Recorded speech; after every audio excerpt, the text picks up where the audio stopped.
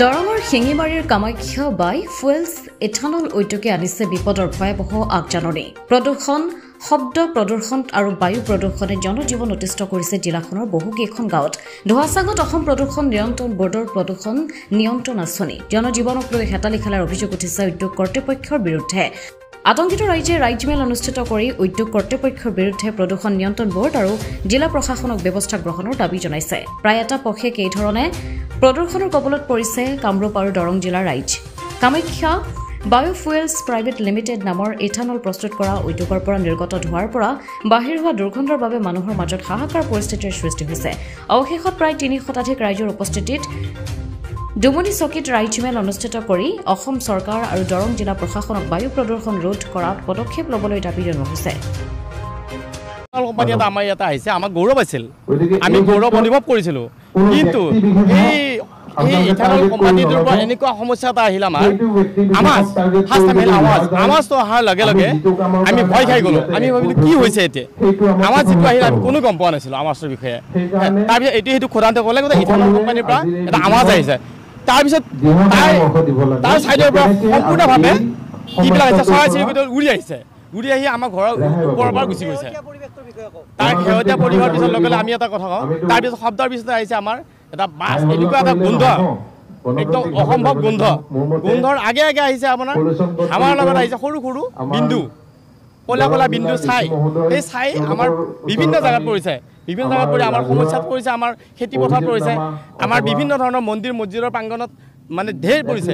তাৰপিছত আমি ভাবিলোঁ এই কথাই কথা নহয়, আমাৰ সৰু সৰু ল'ৰা ছোৱালীৰ ভৱিষ্যত প্ৰজন্মৰ কাৰণে সমস্যা হৈ যাব। গতিকে আমি সচেতন মহলে আলোচনা কৰি আমি দুমুচিবাকী ৰাইজে আলোচনা এখন ৰাজহুৱা সভা অনুষ্ঠিত কৰিছোঁ। এই সমস্যাটো সমাধানৰ পথ বিচাৰি আমি ৰাজহুৱা সভা অনুষ্ঠিত কৰিছোঁ, যাতে এই ৰাজহুৱা সভাৰ দ্বাৰাই আমি DC, SP বা চৰকাৰক ইয়াৰ পৰা আমি জনাব বিচাৰিছোঁ আপোনালোকৰ জৰিয়তে যাতে এই সমস্যাটো আমাক সমাধান কৰি দিয়ে। আমি অতি সোনকালে এই সমস্যাটো আমি পৰিত্ৰাণ বিচাৰিছোঁ। আপোনালোকৰ চেনেলৰ প্ৰত্যেকটো চেনেলৰ জৰিয়তে আমি আপোনালোকৰ জৰিয়তে বিচাৰিছোঁ যে এই সমস্যাটো যাতে আমাক চৰকাৰে সমাধান কৰি দিয়ে। আমি উদ্যোগটোৰ কোনো ধৰণৰ বিৰোধিতা কৰিব বিচৰা নাই। সমস্যাটো বহুত ডাঙৰ। আমাৰ সমস্যাটো হ'ল আমাৰ যিহেতু এইখিনি এক ঐতিহ্যমণ্য শিক্ষাৰ কেন্দ্ৰবিন্দু ডুমনি চকী, বহুতো স্কুল কলেজ আছে, প্ৰদূষণ ইমান ভয়াৱহ মাত্ৰা আমি নাজানিম, সেইটোৰ প্ৰদূষণ জোখা বস্তুটো কেনেকুৱা চিষ্টেম নাজানো। তথাপি এইটো জানো যে এইটো চৰকাৰে বা বিজ্ঞানসন্মতভাৱে যিটো চিষ্টেমত ইয়াত প্ৰদূষণত চলিব লাগে কোম্পেনীটো তাত চলা নাই, তাতকৈ 10 গুণমান বেছিকৈ তাৰ পৰা প্ৰদূষিত হৈ আছে, প্ৰদূষণ হৈ আছে। দ্বিতীয় কথাটো হ'ল আমিতো কোম্পেনীৰ বিৰুদ্ধাচৰণ নকৰোঁ, আমি নিবনুৱা সমস্যা সমাধান হওক, কিন্তু কথাটো হ'ল সেইবিলাকতো দূৰৰ কথা হোৱা নায়েই। কোনো স্থানীয় যুৱক যুৱতীয়ে তাত সংস্থাপন পোৱা নাই। এতিয়া আমাক তাৰ দ্বাৰা উপহাৰ হিচাপে দিছে প্ৰদূষণবিলাক। প্ৰদূষণ মানে ইয়াতো এটা প্ৰদূষণ নহয়, ইয়াত বিভিন্ন ধৰণৰ প্ৰদূষণ হৈছে। ইয়াৰ পৰা প্ৰথম শব্দ প্ৰদূষণ, বিকট শব্দ, হাৰ্টৰ পেচেণ্টবিলাকে থাকিব নোৱাৰে, ৰাতি মেডিকেল পৰ্যন্ত নিব লগা হৈছে। দ্বিতীয়তে শিশু বাচ্চাবিলাক কোনো কাৰণত শুব নোৱাৰে ৰাতি, এতিয়া কিছু সময়ৰ পৰা সেইটো শান্ত হৈছে। দ্বিতীয়, আজিকালি হৈছে আমাৰ এইখিনি ধাৰ্মিক স্থান, হিন্দু হওক মুছলমান হওক, ইয়াত ধুনীয়াকৈ থাকোঁ, ইয়াত মন্দিৰ মছজিদ বহুতো আছে, তাত আমাৰ ধৰ্মস্থলীলৈ ধাৰ্মিক স্থানত যাব নোৱাৰি, কাৰণ গোন্ধ সেইটো মদৰ গোন্ধৰ দৰে গোন্ধ, সেইটো আমি দাবী জনাম সেই গোন্ধটো নাইকিয়া কৰিব লাগে। তাৰপিছত কলা ধোঁৱাৰ লগত কেমিকেল মিহলি হৈ আহে।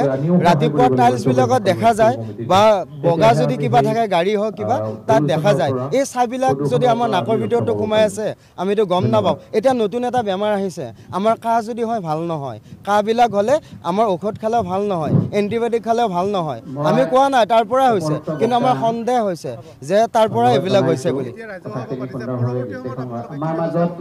পৰৱৰ্তী সময়ত আমি এইটো চৰকাৰৰ ওচৰত দাবী কৰিছোঁ যে এতিয়াতো বৰ্তমান প্ৰতিবাদ কৰাৰ অৱস্থা নাই, আমি কোনো ধৰণৰ প্ৰতিবাদকাৰী নহয়, আমি দল সংগঠনৰ লগত জড়িত নহয়, আমি প্ৰত্যেকজন ব্যক্তিয়ে ইয়াত নিজৰ নিজৰ কামত ব্যস্ত থকা মানুহ। তথাপিও নিজে যিহেতু জীয়াই থাকিব লাগিব, যদি আমি জীয়াই থাকিব নোৱাৰোঁ এই কোম্পানীৰ কাৰণে, তেতিয়াহ'লে আমি আন্দোলন কৰাই ভাল, বা পৰৱৰ্তী সময়ত তাত দ্বাৰা মৰিলেও আমাৰ উপায় নাই। যদি তিলকৈ মৰাতকৈ আমি যদি আন্দোলন কৰি মৰিব লগা হয় তাতো কোনো আমাৰ দিগদাৰ নাই। আমি দাবী জনাইছোঁ আমাৰ অসম চৰকাৰৰ ডক্টৰ হিমন্ত বিশ্ব শৰ্মা ডাঙৰীয়াক, আমি চাওক কোম্পানীটো থাকক, কিন্তু আপুনি গাইডলাইন মতে কোম্পানীটো চলাবলৈ দিয়ক। পুঁজিপতিৰ স্বাৰ্থত আমাৰ দৰে এই গাঁৱলীয়া মানুহবিলাকক আপুনি হাৰাশাস্তি কৰিব, এইটো আমি মানিব নোৱাৰিম। আমি গণতান্ত্ৰিক প্ৰক্ৰিয়াৰে আন্দোলন কৰিম এইটো সত্য কথা আপুনি চাওক অনুৰোধ জনাইছোঁ আমি আপুনি কৰ্মদক্ষতা ব্যক্তি আপুনি এই বিষয়ত চাব আচলতে মংগলদৈৰ পৰা জয়দীপ ডেকাৰ ৰিপৰ্ট অমৃত নিউজ 24/7 অমৃত প্ৰবাহ অসমীয়া সাপ্তাহিক কাকতৰ ডিজিটেল সংস্কৰণ অমৃত নিউজ সত্যৰ সন্ধানত অমৃত নিউজ